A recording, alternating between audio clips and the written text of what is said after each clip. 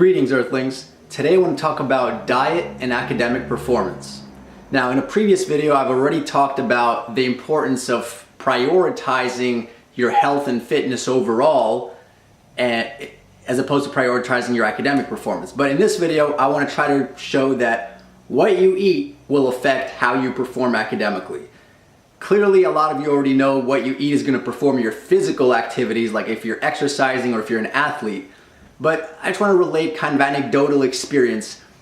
I've seen in my students, without even knowing how good of a student he or she is, just by watching, or like if I see like what they're eating as a snack or what they're eating for a meal, I usually can predict fairly well if they are getting good grades or how they're doing in school. So like, what specifically am I referring to? So if they're eating a lot of vegetables, they're eating nutritious, high quality sort of plant meals, they have adequate protein, there's not some crazy amount of carbs and sugar, they're usually performing fairly well in school.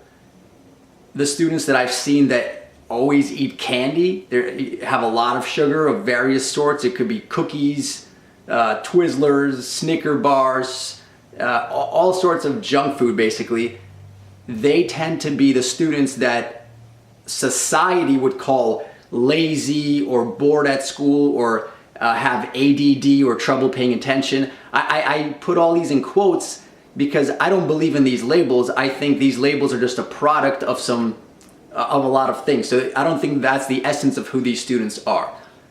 That said, so I'm not a medical professional, so I'm not going to try to diagnose ADD. I'm just giving you guys my personal thoughts. And it's not, this video is not limited to just ADD. But if you're eating a lot of sugar, you're going to have trouble paying attention. You're going to have highs and lows. You're going to be really alert for a few minutes, be really energized, excited, then you're going to crash. So that's going to affect your performance, because for more advanced tasks in academics or anything really, you need sustained attention for at least 40 minutes.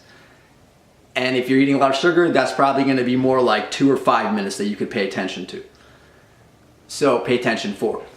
So I really want to emphasize that I almost never see a great student that has a poor diet. There are a few exceptions. So in other words, on occasion I'll see a few students that maybe they have mediocre diets and they still manage to perform well, but that's maybe because they have so many other things going for them that are great. And in those cases, if they improve their diet, that would improve their performance even more. So it's not like the diet doesn't matter. They don't know what their real potential is. But almost invariably, every time there's a student, and the parents like, oh, they have trouble paying attention in school, or the student tells me, themselves that he or she is really bored, or maybe they're like, the parent says that, oh, the teachers think they're lazy or they're really falling behind. Almost always, even throughout our lessons, they'll say, oh, I need to get a quick candy bar. Or they'll have like a stash of candy and they'll just want to eat. They'll basically terrible attention issues. And the thing is, it's not a genetic thing. It's not like they don't have the potential or they're just being bad. Literally, their diet is affecting their performance. So I just want to throw that out and really make this a point, because I know a lot of people are already aware of diet plays a role, but I want to kind of emphasize it's not just a role. It's not like a 1% or a 5% role.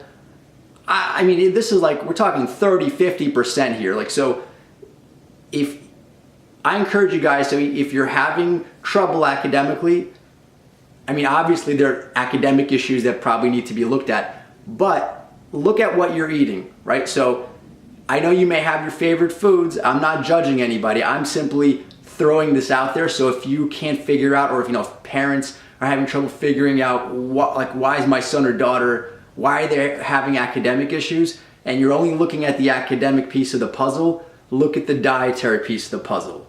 So I'll leave it there. Hope that's helpful. See you guys.